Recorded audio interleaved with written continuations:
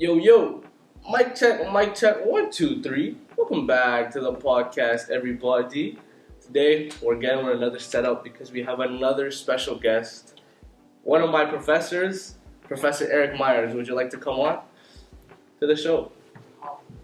Thank you so much for that glowing introduction there, Josh. Yeah, for sure, yeah. So this is my Professor Eric Myers. Sorry, just a quick recap. What subjects do you teach?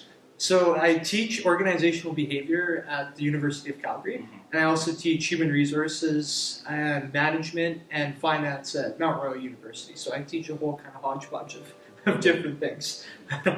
Yeah, I guess just for an introduction, how did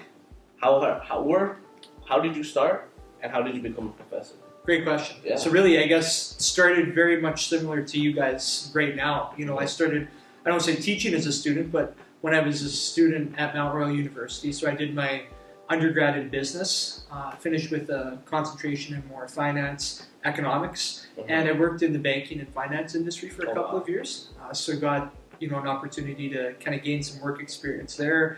But I had always known, even when I was back in school, that I wanted to teach, that I wanted to work in post-secondary in some capacity. And then, that caused me or kind of pushed me towards going back to school for my master's. And I actually got my master's here at the University of Calgary. So graduated almost 2 years ago now. So got my MBA. Very recent. Yeah, so very recent. So I guess we're approaching that 2-year anniversary, so to speak. Thank you. Yeah. I graduated so about 2 years ago at this time from here. Got my MBA, and decided again, what did I want to pursue? Did I want to go back into banking? Did I want to do something more HR related? Did I want to teach? So I, explored each of those three options, gave some strong consideration and thought it would be more HR banking. Had really planned of actually moving all the way to the other side of the country as Toronto. I had a bunch of, apartments that I was thinking of wanting to buy, or not buy, but rent. Yeah. Restaurants that I had wanted to eat at, and I thought for sure, at this time I'd be in Toronto, but things didn't quite work out, and, I couldn't be more glad that was the case. So there was an opportunity that came up at Mount Royal in the summer/fall of 2021, and I've been teaching there ever since. And then at the University of Calgary, I've only been here for just over a semester, really, so just getting my feet wet. And yeah, really, it's just something I was always passionate about, something I was interested in.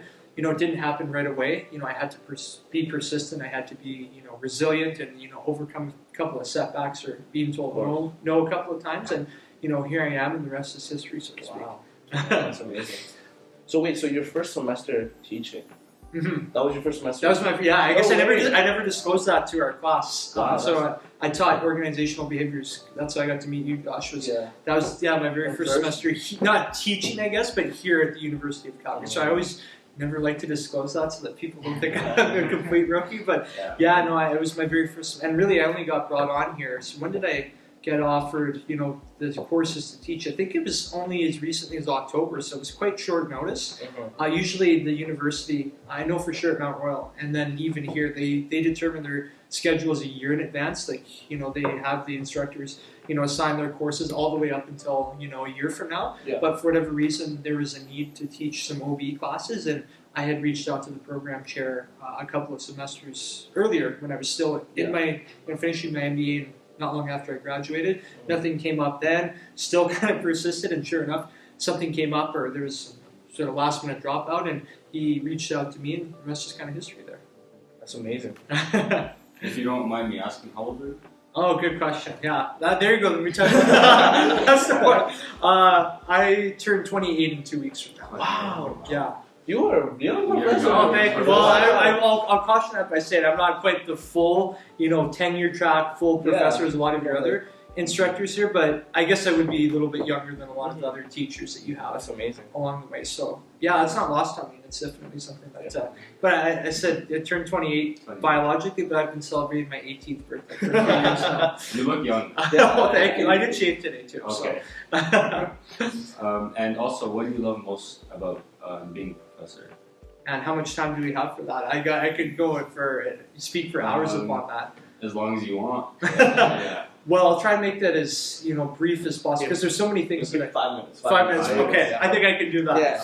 I think the first is just the ability to inspire students. I think that's something that's so important to me. Is I think each and every one of us have a purpose to serve or give back in some capacity, whether it's personally, professionally. And I can't think of any job or any career where you get to inspire so many students, or ideally try to inspire so many students to be passionate about learning to chase their pursuits, find out what they're interested in, find out what they're not interested in, and just get them to think critically, thinking outside the box. So I think those are all ways of me saying, inspiring students, number one. Number two, I think, would be just being able to share knowledge. I said in our class, yes, and I'll say it now, I'm far from an expert on really anything in life, but I do think I have important things to teach the next generation of students, such as you guys, about not just like OB concept, but about life in general. And I think the ability to almost give back and, get the next generation of Mount Royal and U of C students to, learn how to, tackle different things in life. I think that's something I take a lot of pride in. And I know it seems silly, but I think just the atmosphere of, being in a university is, we were joking a couple minutes ago about my age, and, I guess I'd like to consider myself young for the most part, and I get to be young in many ways still, being around you guys. There's something to be said about the university life, the atmosphere, doing stuff like this. I think that's so rewarding on so many different ways. Yeah, wow, that's amazing. But I will say you definitely have inspired us. Well, thank you. I mean, like our group, our group, like when we were sitting, most definitely, like we said, like we wanted to come to class because we wanted to just see you. Not like, because honestly, I will say, like, we could have just read the textbook. What majority of the students could have said, right? Yeah. But honestly, like, we only came to class so we could connect with you. And it was an honor to be in your class, and it was one of my best classes. Well, thank you. That I enjoyed, for real. That means a lot, and I never like to disclose it in the middle of the semester, otherwise I'll have nobody come. But a lot of the classes that I teach really are, I don't want to say self-directed, but there is a lot of, learning that you can do by yourself. It's not rocket science, it's not a third-year calc class or even a fourth-year accounting class. But I think that's the value that, I'd like to think that I provide as an instructor. It's not just teaching, it's kind of entertainment at the same time too. I hope that, and it seemed to be the case for you, Josh, and everyone else in the group, that we made class exciting, that we made it engaging, we had some good laughs, we had some good conversations, and I think I would like to hope that I played some part in that, but it's really the students at the end of the day that play the key role, and I think that's the other big part of what makes the job so fulfilling in many ways. Nice. I'm actually interested in becoming a teacher, not a university prof, but I'm like in the process of trying to switch my degree, so that helps a lot too. Especially you saying like it's inspiring. It inspires me to want to become a teacher. That's great to hear, and I'm glad that you brought that up, because my sister, she just graduated from Ambrose University, so another institution here in Calgary. She did her undergrad at Mount Royal, and I think something in the arts. I think it was English, but she decided, after she finished her degree about 2 or 3 years ago, that she wanted to teach and work in post-secondary, and she made the transition into an after-ed degree. And I remember at her convocations, I guess it would have been 3 weeks ago, and just seeing the happiness on the graduates, seeing so many people passionate about teaching is, there's so many great opportunities out there. I'm a bit biased, thinking teaching is near the top of the list, but I think it's just so fulfilling in many different ways, and I think awareness and doing something that you like is so key and important. So that's rewarding and kind of comforting to hear that, you're finding something you're passionate about, and I think there's always going to be that need for good teachers, in any type of capacity. And just on the topic of classes, have you ever had like a specific class where you've had like a strong connection with that class, like maybe through like a personal connection or such and such? Yeah, I know he's sitting right beside me, but I honestly think that the OB class that I had this past semester, well, I had 3, I guess, sections of OB. One, and so ours was Monday, Wednesday, 9:30 to about 11. I had another one on Mondays, right after ours from about 11 till 2 o'clock, and then another one in the afternoon. But, the class that Josh was in, I felt a really strong connection with not just him and his group, but a lot of the other students in the classes. I got nominated for a teaching award, and that stuff doesn't just happen, out of the ordinary. There's so many incredible instructors that have been here for years upon years, or decades upon decades. And, I think that connection that I had with a lot of the students in that class was something that is not lost on me, is something that, made that class so fulfilling, especially, there were some, I would say tough days, but, in the winter where it's cold, dark, and snowy. It seemed like winter really dragged off for us this year too. And, every time that I got to, see them on Monday and Wednesdays, I felt, happy, I felt inspired, I felt excited. And, just the participation and the engagement, I think, really made me have a strong connection, to that specific class. And if there's another one I could think of off the top of my head, is actually my very first semester I taught. So this was at Mount Royal, so it would have been the fall, again, of 2021. I taught an intro to HR class. This was my very first semester ever teaching. And I did feel a strong connection with a lot of students in that class too. There was a lot of engagement, some good questions that were being asked. So those are the two that really stand out.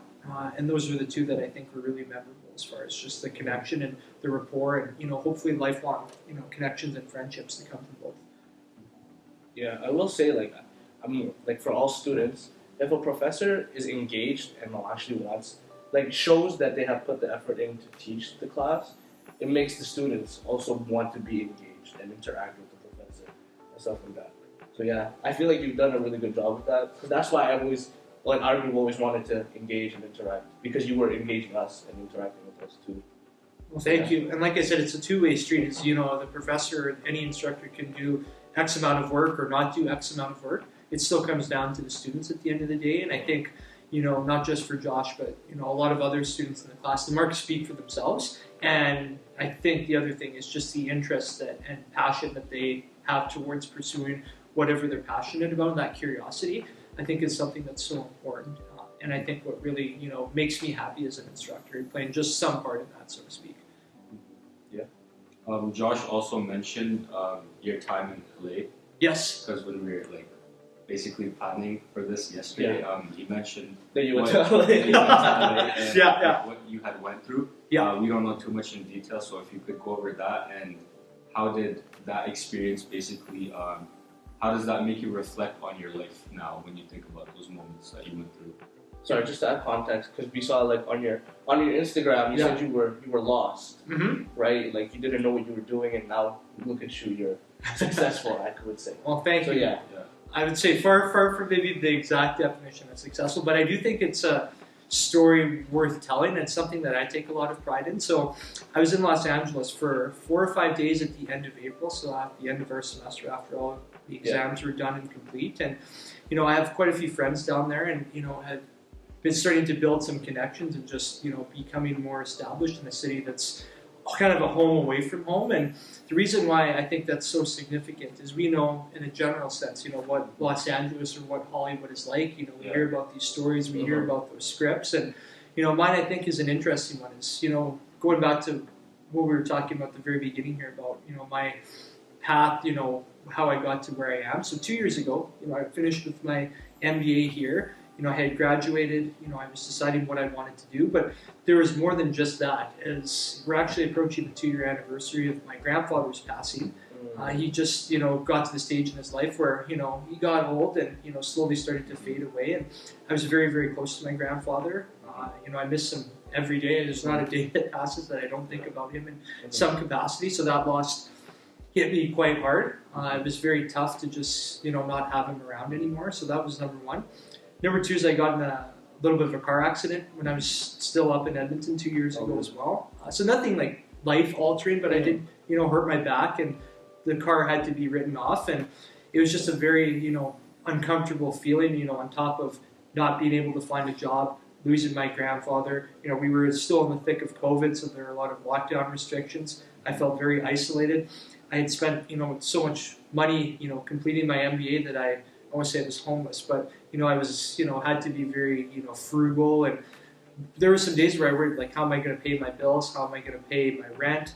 I had always known, I think in the back of my head, that if I had a safety net of going back to my parents. But, once you enter a certain stage in your life, you want to fend for yourself. There's that element of pride. And sure enough, like I said, the opportunity came up at Mount Royal a few months later. The opportunity came up at the UFC, last fall, and the rest is kind of history in that regard. And I think the reason why being in Los Angeles was so important was, feeling accepted, shining, or I'd like to think doing well in the job or career that I've chosen. I think it's a story of resilience, overcoming adversity, not being discouraged when bad things happen. Is life is going to be full of great moments like this, and unfortunately bad moments of losing friends, family members, career setbacks. health issues, etc. But there's more good than not so good in the world, and I think for all of us, if we're passionate about something, if we want to pursue something that's really important to us, is we can be the authors of our own life.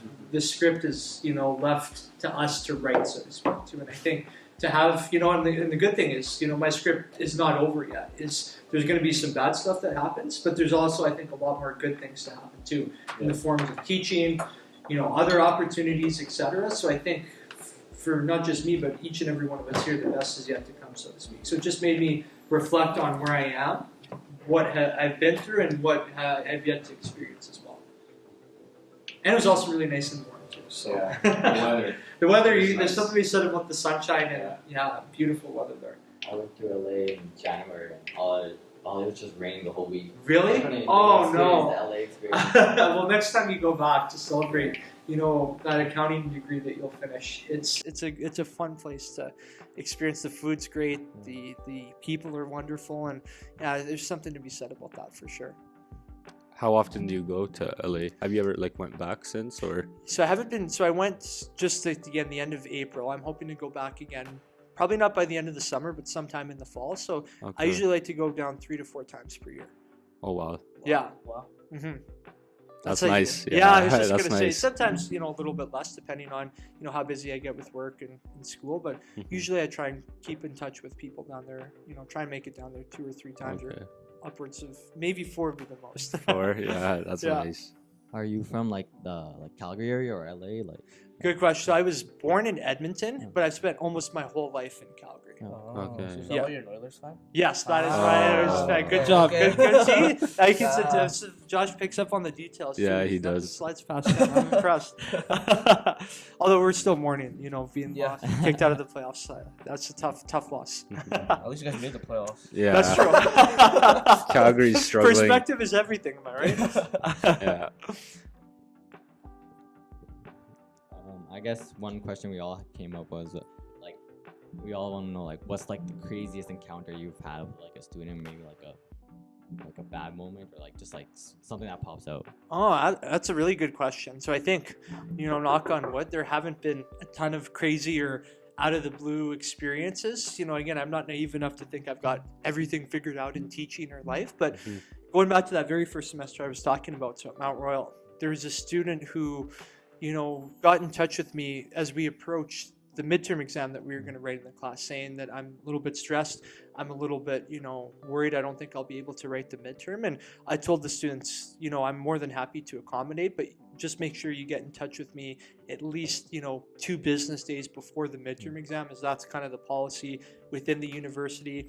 I wanted to make sure that I was adhering to that policy just because, it was my first semester. I wanted to do things kind of by the book and what I thought was the right way. And then the day of the midterm exam, the student came up to me just, hours before the exam was supposed to start, really freaking out and thinking, I can't write this exam, I can't do this now. And technically, again, it wasn't, 48 hours before, it was 48 minutes, but I was willing to make an accommodation, say, hey, okay, I'll let you write your midterm exam at this future date and time. And long story short, the student kept pushing it off. And, it was kind of my fault because I didn't adhere to the standards and saying, no, this is the date and time, no exceptions, now's the time to write it. And long story short, as we got into a bit of a disagreement on, how things were done, he kind of pushed back and, something I could have done better, I kind of pushed back too, and things got a little bit emotional. So it's something I think I could have certainly handled better. I'd like to think, I'm better at managing my emotions now and, being more accommodating. And I think, it was just really good for me to learn about understanding, maybe more the mental health side of what students go through as opposed to just getting things done as quickly or efficiently as possible. I still think that I did my best to try and accommodate the student, but I could have been a little bit more empathetic, patient, understanding. And I think that's something that I've carried forward in future semesters. If that ever happens again, or there have been similar situations where students have asked for deferrals, and I'd like to think that I've handled it a little bit better too. So yeah, that's the one that really stands out. Good learning experience though, so it just goes both ways. Even though I teach, I still learn just as much, if not more, through as well. Yeah. I know this question's kind of similar, but what is the worst experience you've had as a professor? That's a good question. So I think the worst experience that I've had, not from students, because again, that's the best part and the job in many ways, is I think some of the times is not getting the, I don't want to say recognition or respect, because I wouldn't have been nominated or been invited to do this had it not been, appreciated by students like Josh. But I think from other faculty members or some of the times I'll ask the UC, what's my next schedule going to look like, and not getting the communication back can be sometimes tough to, stomach, and can kind of, not leave a nice feeling in your system, so to speak, too. So I think that would probably be the toughest thing, is sometimes feeling underappreciated, not by students, because they're the ones that keep me going, but by other staff members, other administrative parts too, can definitely be a little bit tough. But that also comes with the territory as well. So that would be maybe the one that can sometimes be a little bit discouraging. But again, perspective is everything. Is I do it more for the students as opposed to other types of higher ups, so to speak, within each of the universities. That's funny though, because I think because our paper for OBHR, the paper we wrote, was about intrinsic and extrinsic motivations. Yeah. And so it just shows, even though I would say like professors get above average pay, though you still want that intrinsic recognition to get to have those rewards type thing to help encourage a person to continue doing what they're doing. And if they don't get it, it feels like what they're doing is not worth it. Yeah. Yeah. That's so well said, Josh. And I think the best way of getting that intrinsic motivation is seeing students such as yourselves being so successful, being so, transitioning into adulthood in the best way possible. But you're absolutely right, is when, when other, let's say, stakeholders or other constituencies within the university kind of, don't appreciate you, or, I'm not even saying me, but just I know so many other great instructors that don't get that respect and appreciation from like management or others within the university. And it's not to say that everyone falls under that same category, but you're 100% spot on. It's definitely more intrinsic, job related, motivational factors, as opposed to just, promotions, money, status, etc. I think that all definitely falls under that for sure. I have one question. What are some like trends or strategies that you see students do in your courses that help them succeed, and like on like the flip side that help like students like not do as well, So I was thinking about that the other day, actually just this morning, and I think the number one thing that I think makes students successful, not just in the classroom, but more importantly outside the classroom, is just really working hard. I know it seems cliche, but there's something to be said about working hard, putting in the hours, treating the class like it's your job, putting forth that effort, putting forth that time, in that commitment. I think that's number one. That's so important for anything that you guys want to pursue, or for any of us that we want to pursue in our lives, is working really hard, kind of paying our dues, putting in that effort. That I think is the number one key to be successful, not just in the classroom, but outside the classroom. Number two, and Josh, you were mentioning this too, about what really resonated with you from the class was just the engagement and the preparation. So that's something that's really important to me, is almost every class, maybe not for our exams. There's not really a ton that I had to prepare as far as like what we're going to talk about. Is really start exam, remind them when the time finishes, finish exam. But every other class, I'd kind of time what we're going to do the first 10 minutes, next 30 minutes at the end. And I think that's so key for any type of classes, preparing, keeping up to date with the readings, keeping up to date with your assignments, keeping up to date with announcements. Preparation is so key and important. And the last one I think is, another cliche, but this is the OB side of me speaking, is just being a good classmate, being a good team member, is not just in whether it's accounting, education, or business in general. You're always going to be working with students in some capacity, not just in group or teamwork, but in the classroom dynamic when we have conversations when we're working together. And I think just being good in teamwork, understanding how to work with one another, I think is so important. So those are probably the three. There's so many other ones, but those are, I think, the top three that really stand out is, hard work, perseverance, preparation, and I think teamwork, and just being a good, student and team player, so to speak. That's good. Does the job pay well? Great question. So this is one where it's definitely the more you work, or the more classes, at least the way it's set up for me, the more I would get compensated. I think, for others that have more security, you definitely would probably make more. I can only speak from a business perspective in, let's say, corporate Calgary, as opposed to working as an instructor at Mount Royal, UC, or somewhere else. But money is, for me, and I think that's what I always try to teach in my students, is money is important, but it's not number one on the list for me. It's more about doing something I like, more about doing something that I'm passionate about, and I'm well taken care of in that regard too. I mean, I won't make $1 million this year, but I won't be like begging for money either too. So for me, it's more than enough for what I need in life, and and then some, so to speak, too. So So I guess regarding with that too is, because you said you were very passionate about professing. Yes. How did you know that you were passionate about teaching? Because I remember you mentioned that you loved teaching from way back. You wanted to become a teacher. Yeah. Well, how did you come to that conclusion so early in your life? Great question there, Josh. I think two parts. So one, and this is interesting because a lot of other people I know, it's not to say it's a guarantee for all of us, but it does play an influence. Is a lot of the times what our parents do or what our families do can sometimes influence us one way or another as to what we as their children pursue. Meaning, I initially got into banking and finance because my dad worked in banking and finance, and that was kind of an easy transition. My dad could help me get a job in the banking and finance industry, so that was the first reason as to why I initially started in banking and finance. But the second is, so that's what my dad did, but my mom, and she's just about to retire this year, worked at Mount Royal as an instructor for just under 20 years. So I got to basically grow up, was raised by her in many ways. And she worked at Mount Royal as an instructor, and seeing the inspiration that she gave to students, seeing the recognition that she got, seeing all the positive feedback, that was something that really resonated with me about just how much my mom enjoyed her job as an instructor. And I thought, she's so happy for the most part, of this job. And I think I want to do what she does. Yeah. And I think when I was so that was number one, is because my mom was so passionate about teaching and being around my mom and, being raised by my mom, that kind of influenced me directly. Yeah. And I think number two is when I can't remember which exact class it was, but it was as early as my first year at Mount Royal. So it's almost 10 years ago now. I just love being in school. I love the atmosphere. I love the environment of just asking questions, meeting people, having conversations about every and anything.